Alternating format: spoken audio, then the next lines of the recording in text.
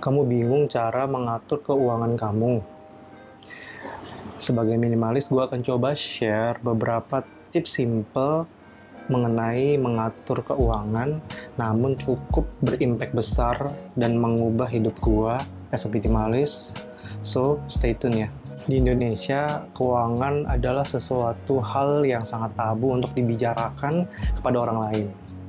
Kok bisa keuangan menjadi sesuatu hal yang tabu untuk dibicarakan? Alasan yang paling sering gue dengar adalah gengsi.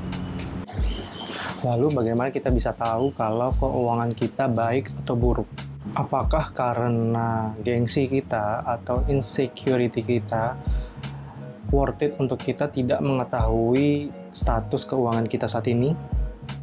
Nah, tips berikut ini akan membantu kamu untuk memulai mengetahui bagaimana kondisi keuangan kamu dan mulai mengatur atau memperbaiki status keuangan kamu menjadi lebih baik. Hal pertama adalah membedakan needs and wants. Apakah kamu tahu alasan kenapa kamu melakukan overspending? Salah satu alasan yang paling penting adalah kamu tidak bisa membedakan antara needs and wants.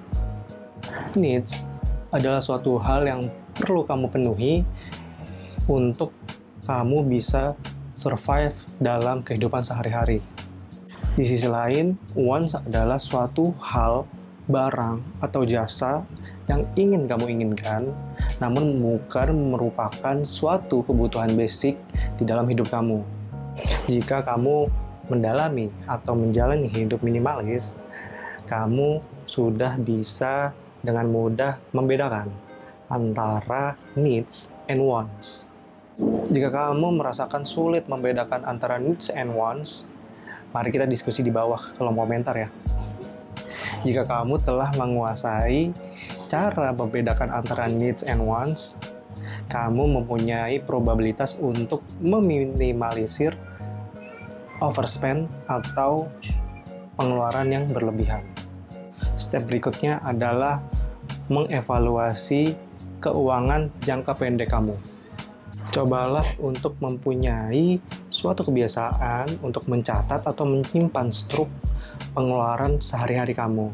Banyak tools yang bisa kamu gunakan untuk tracking expenses daily kamu, seperti Excel online, Google Sheet, atau jika kamu ingin yang lebih praktikal, kamu bisa mendownload aplikasi bernama Money Lover.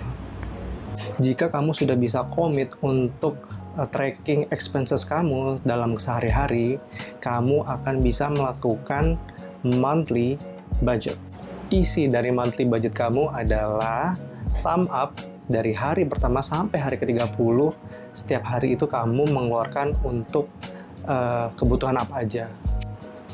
Di monthly budget itu, kamu sudah bisa mengetahui berapa kira-kira dana yang kamu butuhkan berdasarkan pengeluaran kamu secara sehari-hari yang telah kamu tracking sebelumnya. Goal terbesarnya adalah kamu harus mempunyai expenses yang lebih kecil daripada income kamu. Mungkin itu sudah sering kamu dengar sebelumnya, namun mungkin kamu tidak menyadari bahwa duit kamu selalu habis setiap bulannya. Jika kamu sudah perlahan-lahan mengontrol keuangan kamu untuk jangka pendek, kamu sudah bisa mengetahui kira-kira finansial kamu seperti apa sih, sehat atau tidak sehat. Jika kamu sudah mengetahui needs and wants kamu dan sudah bisa mengontrolnya, lalu keuangan kamu pun sudah bisa kamu kontrol, kamu mempunyai kesempatan untuk memberikan kelebihan keuangan kamu untuk didonasikan. Kamu mungkin berpikir bahwa jika kelebihan dana yang kamu punyai bisa langsung kamu tabung. Tapi jangan lupa, kita harus berbagi dengan orang-orang yang membutuhkan. Dengan kamu melakukan donasi, kamu melatih diri kamu untuk menjadi pribadi yang lebih bersyukur. Bersyukur dengan apa yang telah kamu dapatkan dan basic needs kamu telah terpenuhi dengan baik. Selanjutnya adalah rencanakan keuangan untuk jangka panjang.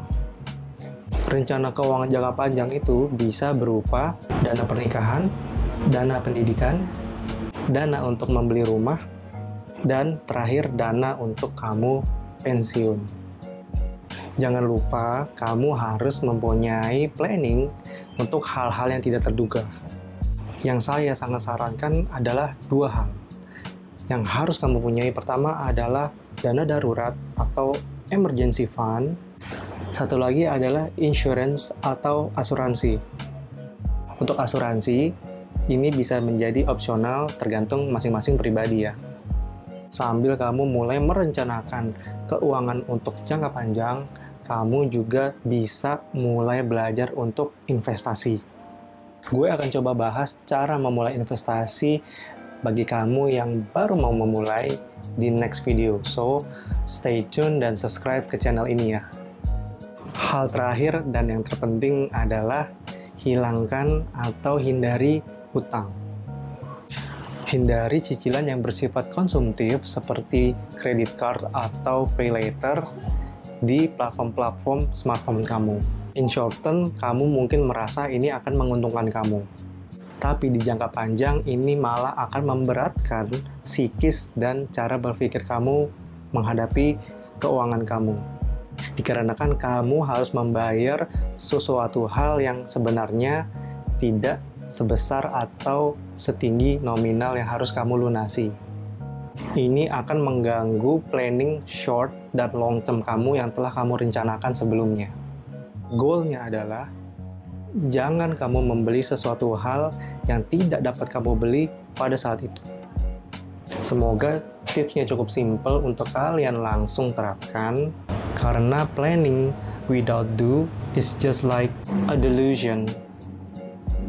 Jika kalian tertarik dengan hidup minimalis, jangan lupa subscribe dan like channel ini, karena kita akan membahas lebih dalam lagi, lebih detail lagi untuk hidup secara minimalis. Jika kalian ada pertanyaan, kalian bisa taruh di komen ya. Thank you and have a nice day, simple people. Bye.